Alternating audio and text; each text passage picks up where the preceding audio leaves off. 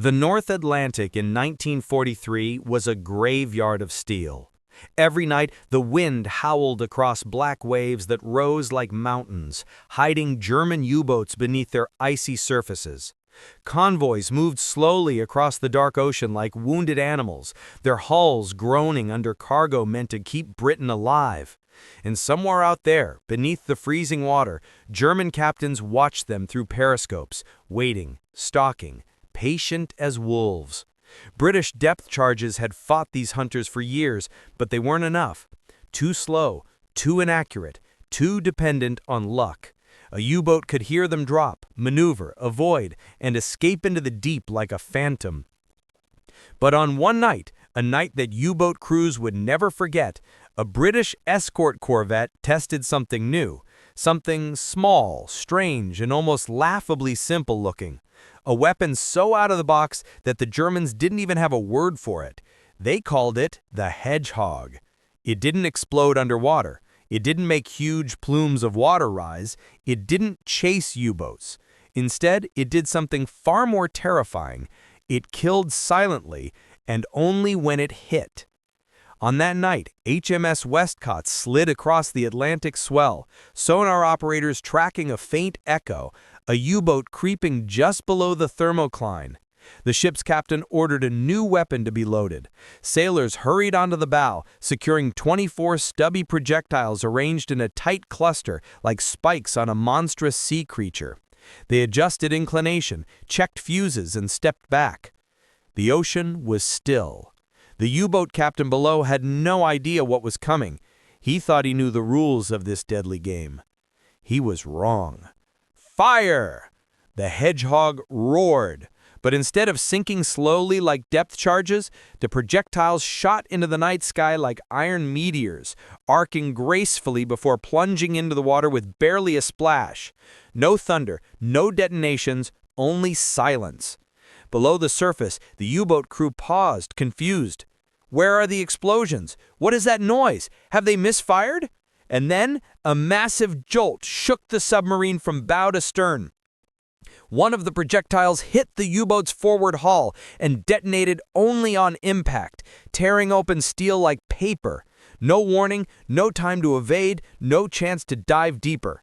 Above the waves, HMS Westcott's crew saw a huge brown stain rise to the surface, followed by debris and air bubbles the size of barrels. The Hedgehog had scored its first kill.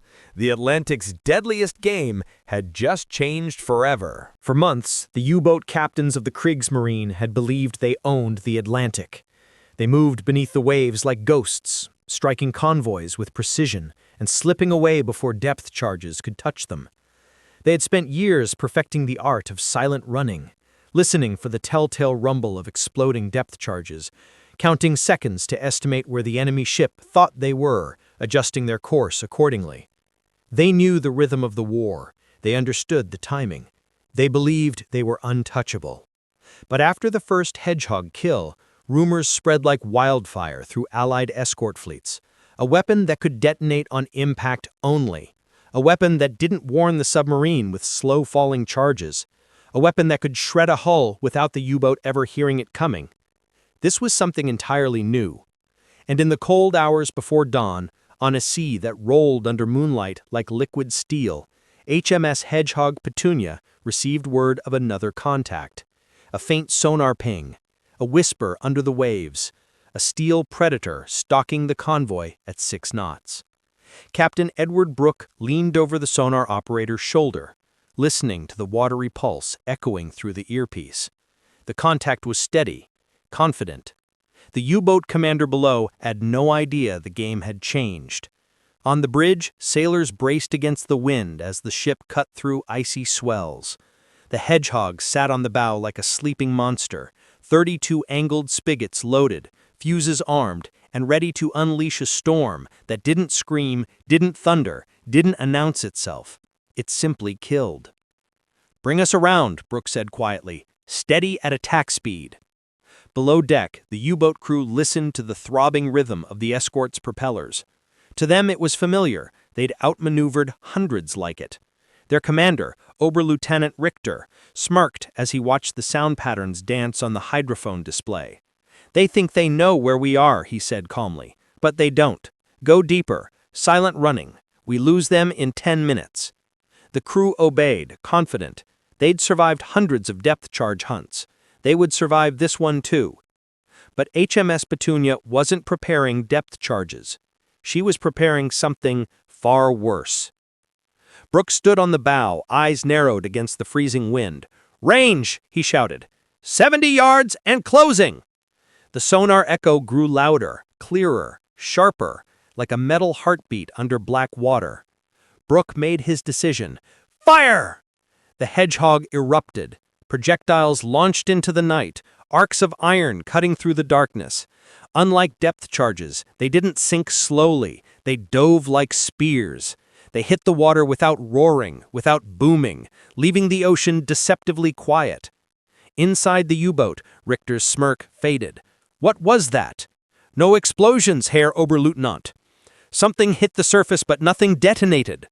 Then came the sound, a rapid thunk, thunk, thunk, like hailstones hitting steel, except heavier, deeper, deadlier. Impact. The first Hedgehog bomb struck the hull near the bow, and the submarine's steel plates split open like wet paper. A second projectile slammed into the midsection, rupturing ballast tanks. A third hit the electric motor room. Every explosion tore the submarine violently, not from pressure waves, but from direct hits. Richter tried to shout an order, but the lights flickered and died. Water poured through the hull with terrifying force. The submarine tilted. Men slipped. Tools crashed. Alarms wailed. Above, on HMS Petunia, sailors gripped the rails as a massive plume of air, oil, and shattered steel rose from the deep, a grave marker for a U-boat that died before it understood the new rules of the war. The Hedgehog was not just a weapon. It was a message. To every German U-boat hidden beneath the Atlantic dark, your era of invisibility is over. The Germans quickly realized something terrifying.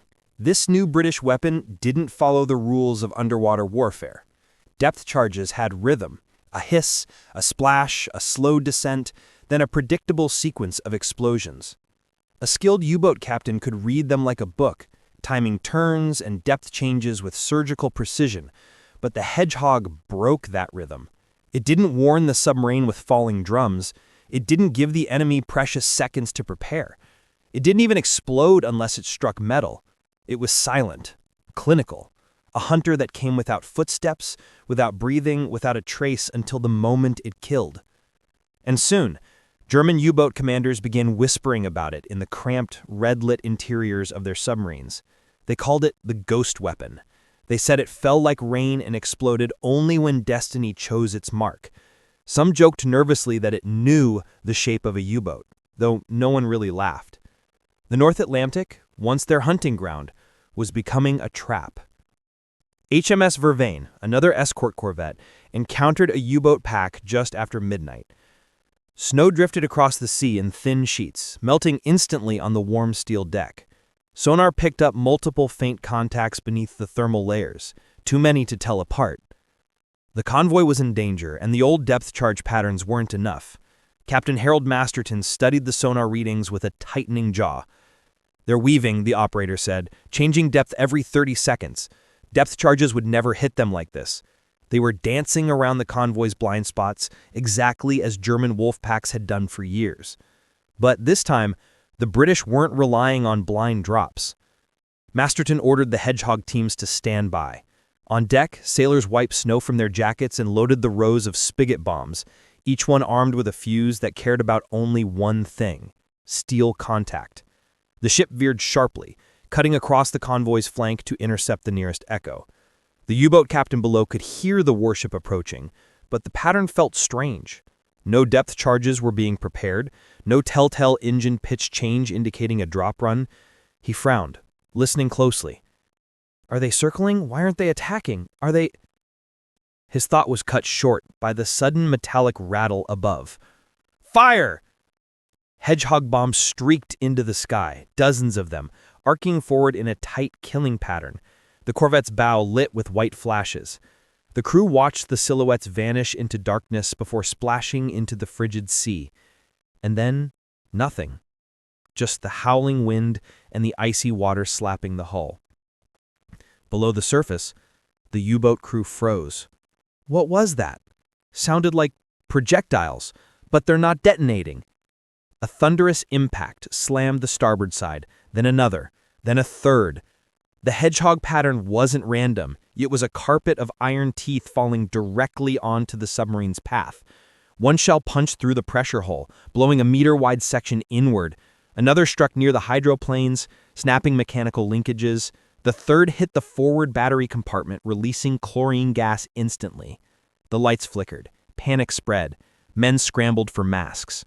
The U-boat's bow dipped uncontrollably, water flooding through ruptured plates.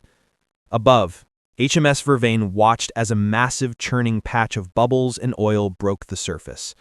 No towering explosion, no dramatic fireball, just a quiet, deadly confirmation that the Hedgehog had struck again. Within weeks, U-boat captains began changing their strategies. No longer did they attack aggressively on the surface. No longer did they dive with confidence, trusting silent running to save them. Every sonar ping became a threat. Every shadow on the surface became a warning. Because they knew now, when the British fired the Hedgehog, there would be no second chance. No evasive maneuver, no lucky escape. It was the closest thing to a guaranteed kill the Allies had ever created. And deep in London, inside underground war rooms lit by map lamps and cigarette smoke, British naval officers realized they weren't just winning battles anymore. They were changing the psychology of the enemy. They had created a weapon that didn't just sink submarines. It made U-boat crews fear the very ocean they once ruled. By early 1944, the Atlantic was no longer the hunting ground it had been for the German U-boats. It had become a battlefield where the British had rewritten the rules. Each convoy crossing carried not just supplies, not just men, but the weight of a new advantage, an invisible one. Word spread through the Royal Navy that the Hedgehog wasn't simply a weapon, but a shift in power. Where depth charges forced a U-boat to evade, Hedgehog forced it to fear. And nothing proved this more than the night HMS Gardner met U-759 in waters so black they swallowed even moonlight. The convoy had been running silent for hours, engines humming like distant thunder, the ocean dark and heavy beneath the hulls. A thick fog rolled across the water, swallowing the lights of the rear escort ships and leaving only faint silhouettes of cargo vessels ahead, like ghostly giants drifting over endless darkness. Inside Gardner's sonar room, Petty Officer Maddox froze as a sharp contact pinged through the headphones. It wasn't subtle. It wasn't faint. It was a U-boat coming in fast, breaking the thermocline, hunting aggressively under cover of fog. The sonar blip pulsed on the screen like a heartbeat growing stronger. Captain Reeves stormed onto the bridge, scanning the darkness. "They're close," Maddox whispered. "Very close." Far below them, in the steel belly of U-759, Oberleutnant Hirschman stared through his periscope. His crew had surfaced briefly to recharge batteries, then submerged again into the fog to strike the convoy's largest tanker. Hirschman believed the night protected him. He believed the sound of Gardner's engines meant the destroyer hadn't detected him.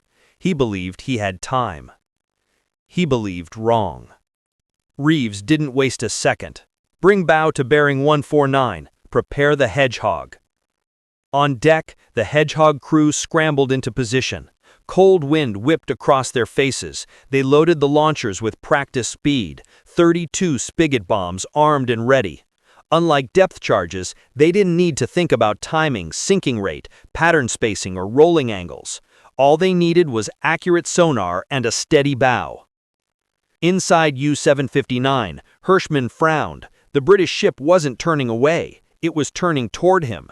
"Dive deeper," he ordered. "They're trying to locate us with sonar. Move fast." But this was exactly what the Hedgehog was built for, fast-moving, deep-diving contacts that old weapons could never hit. The sonar ping sharpened. The echo grew louder. The U-boat's metal skin vibrated under pressure as it plunged. Gardner matched the movement instantly. "Target locked," Maddox said. "Range 60 yards. Reeves didn't blink. Fire the Hedgehog. The launch was blinding. The Hedgehog ripped the night open, sending its deadly cluster of bombs streaking through the fog like iron comets.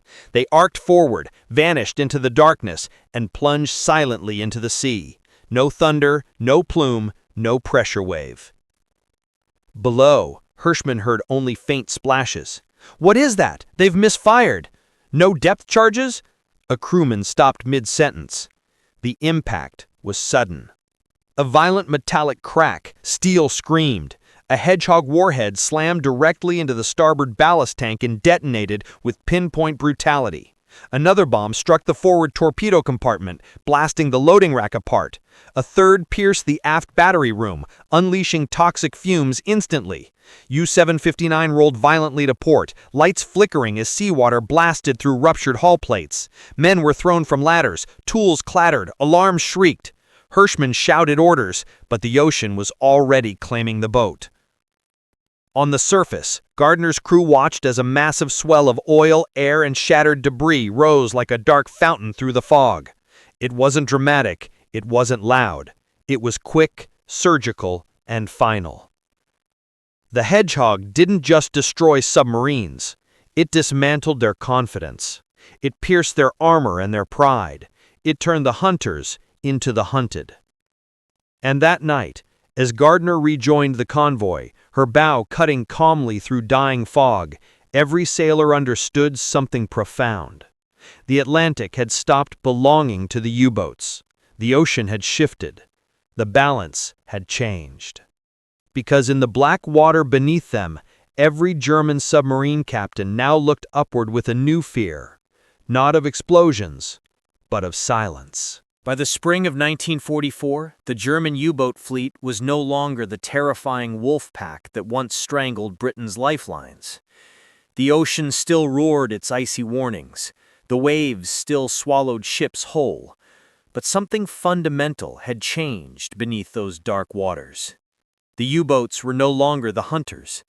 They were the hunted. And the weapon responsible for this shift wasn't massive, wasn't complex, wasn't even intimidating to look at. It was small, silent, unimpressive, almost primitive. But it killed with an efficiency that rewrote every handbook on submarine warfare. German crews had always trusted their instincts. They knew how depth charges sounded. They knew how to evade them. A sharp dive at the right second could save them. A sudden turn could confuse the British. Silent running could make them invisible. But the Hedgehog didn't care about invisibility. It didn't care about running. It didn't care about depth. The weapon simply waited, like a trapdoor beneath the waves. And when a U-boat passed beneath its pattern, it struck not with noise, but with certainty. There were no wasted explosions, no random detonations, no huge plumes of water. If nothing hit, nothing blew. If something hit, the submarine died instantly. This silence became the most terrifying part. U-boat captains wrote in their journals that the Hedgehog felt like being judged by fate. They had no warning, no chance to maneuver. A missed pattern meant survival.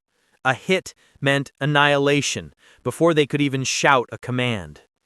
One U-boat commander described it as a rain of death with no thunder. Another wrote, "You do not hear your death approaching. You only feel the impact."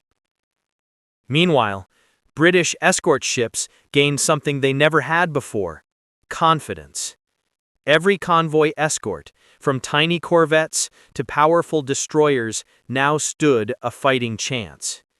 Instead of endless depth-charge barrages that shook the ships and wasted precious explosives, captains used precision.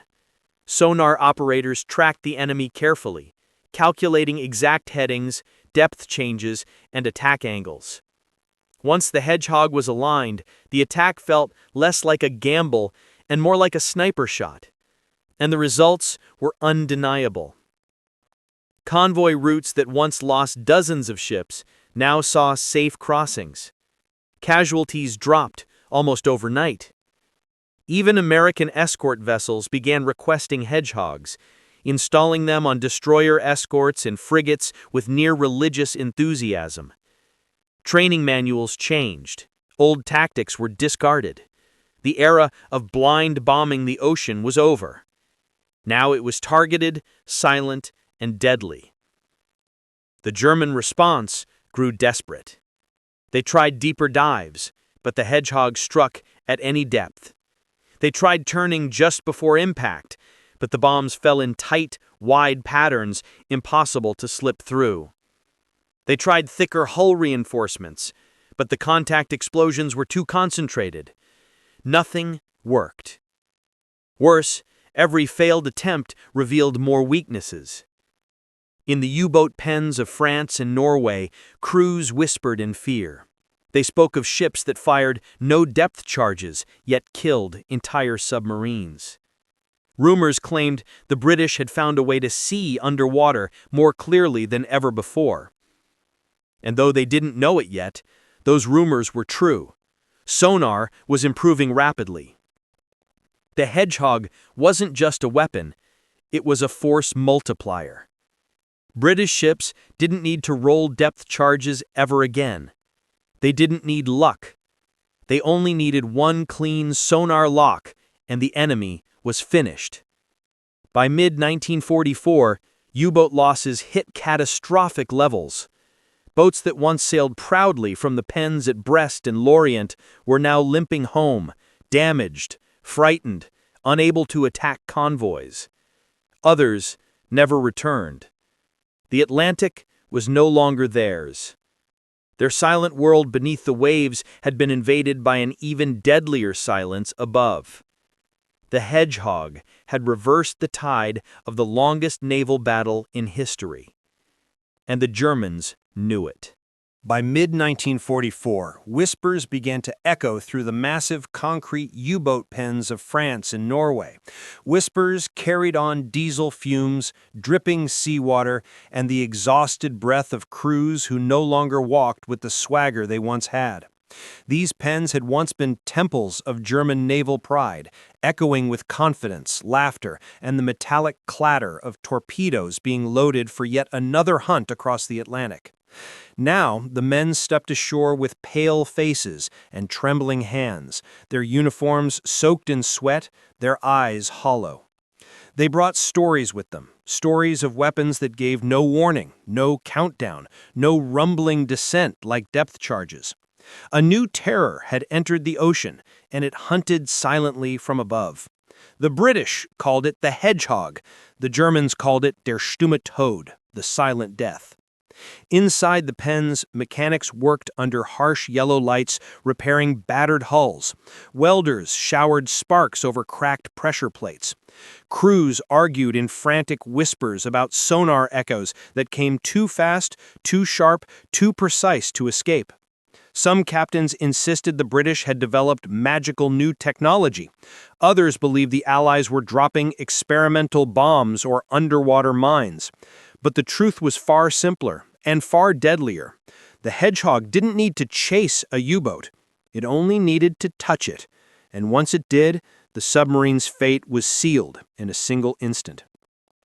The Kriegsmarine Command struggled to understand the sudden spike in losses. Boats that had once survived a dozen patrols were not returning. Veterans, men with iron nerves and years of experience, reported attacks they couldn't explain. They described projectiles falling like silent hail, striking the sea without explosions, then detonating only when they smashed into steel. One officer compared it to walking through a minefield where only the unlucky step triggers death. Another captain, gaunt and shaking after barely surviving a Hedgehog near miss, told his superiors, "Depth charges shout at you. Hedgehogs do not. They simply decide if you live or die." As U-boat crews tried to adapt, the British were evolving even faster. Their escorts now worked in coordinated hunter-killer groups, using advanced sonar tactics. They moved like wolves themselves, communicating quietly, circling U-boats with frightening precision. Once a sonar lock was confirmed, the Hedgehog became the final solution. No wasted charges, no blind attacks, no long hunts. Just a clean firing arc, then silence, then one sharp, devastating impact in the deep. The psychological toll became unbearable. Submarine crews began flinching at soft sonar pings. Officers hesitated to attack convoys at night. Some refused to surface to recharge batteries, choosing to drift helplessly underwater for hours, terrified of being detected. Every shadow on sonar, every shift in water pressure, every echo became a potential death sentence. One of the most chilling reports came from U-671, whose radioman scribbled in his logbook, "We no longer fear the depth charges. We fear the moment after the silence." Meanwhile, Allied morale soared. British sailors, after years of defensive fighting, finally felt control.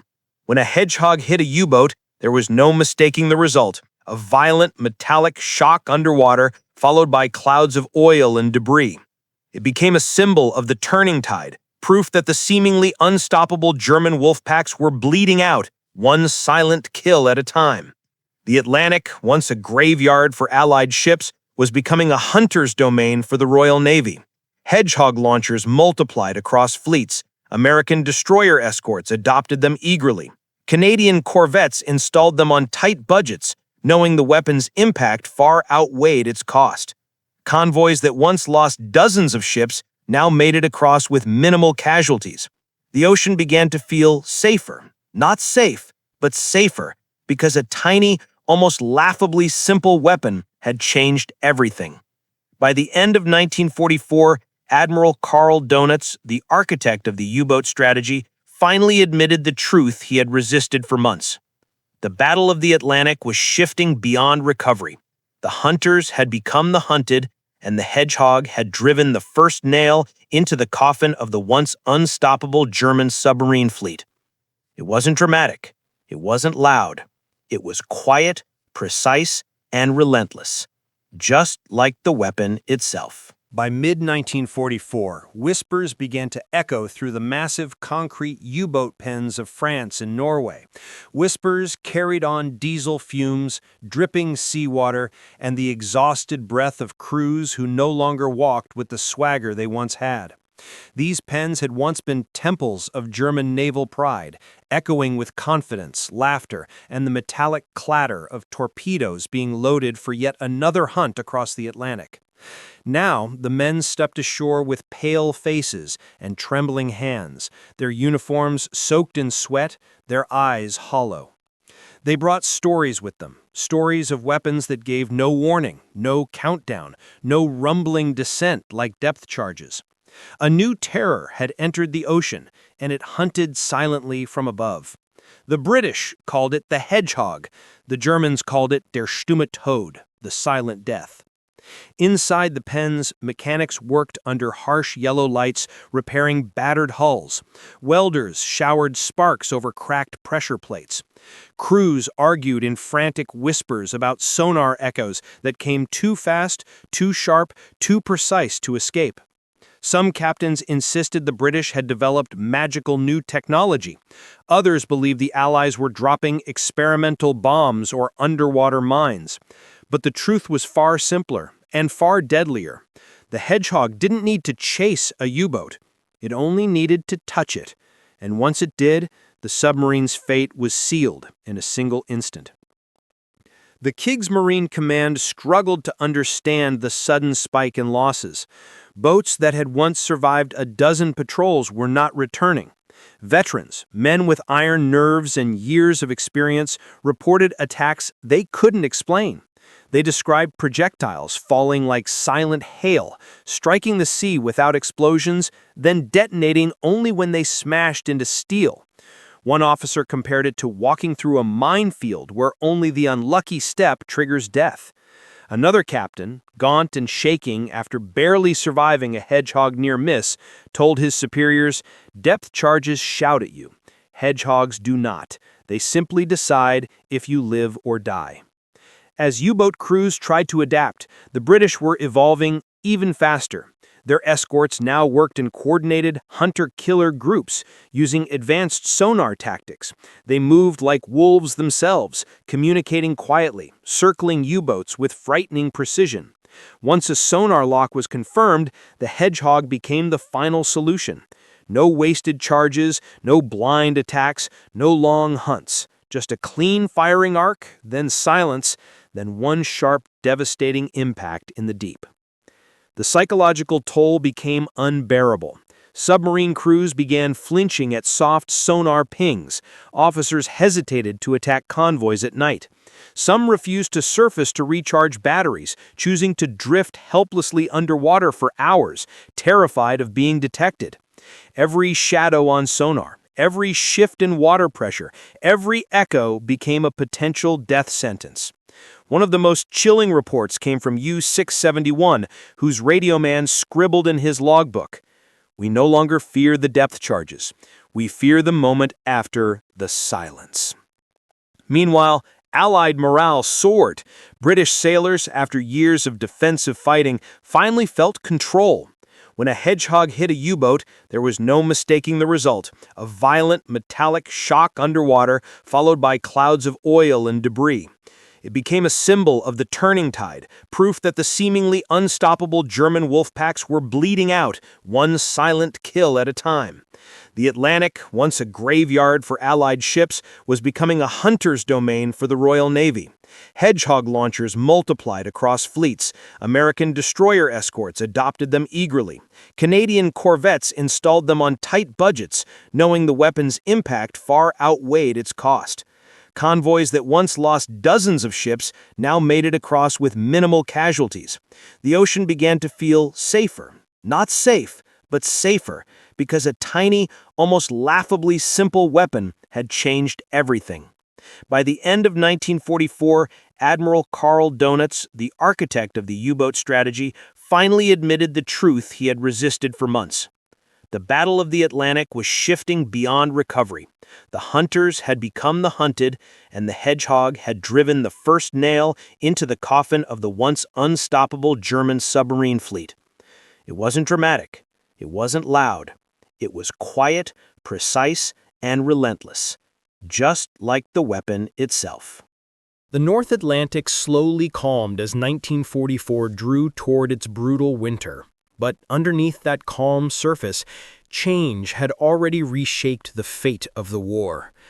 The German U-boat fleet, once the terror of every sailor, once the unseen predator that haunted every convoy crossing, was dying, not with one dramatic final battle, but with a long, relentless erosion. Each patrol returned with fewer ships. Each mission carried a heavier air of dread. And each U-boat that slipped beneath the waves knew what waited above, a weapon that struck without warning, without sound, without mercy. The Hedgehog had done more than destroy submarines. It had destroyed confidence. British sailors who once prayed through every torpedo alarm now walked the decks with a quiet certainty. Escort ships that once felt hopelessly outmatched now became hunters, guiding convoys with precision and power. And for the first time in years, merchant sailors looked at the horizon and felt hope instead of fear. In the U-boat pens, the toll was unmistakable. Boats limped home with cracked hulls, terrified crews, broken machinery, and stories of silent explosions that tore steel apart before an alarm could even be shouted. Admirals looked at charts filled with vanishing submarines and knew the truth they didn't want to say aloud. The Battle of the Atlantic had turned against them. And somewhere in the middle of a black ocean, under a cold midnight sky, a Hedgehog-loaded British corvette patrolled steadily through the waves, a symbol of a new era, a symbol that the hunters had become the hunted, that the deep no longer belonged to Germany, that technology and resolve had changed everything. When the war finally ended, countless historians would argue about the turning point in the Atlantic. Some said radar, some said sonar, some said escort carriers. But the sailors, The men who watched their friends vanish into the cold sea, the men who lived with fear every night, they told another story. They said the turning point was silence. The silence before a hedgehog hit. The silence that replaced desperation with power. The silence that made the ocean safe again. The hedgehog wasn't the biggest weapon, or the loudest, or the most famous. But it was the one the Germans never expected. And the one that changed everything. Tell me your answers in the comments. I'm reading every single one. And don't forget to like the video and subscribe for more cinematic war history stories. Question 1. Do you think the hedgehog was the true turning point of the Battle of the Atlantic? Or was another technology more important? Why? Question 2. If you were a U-boat captain, which would scare you more? Deep-running depth charges or a silent weapon that only explodes when it hits you?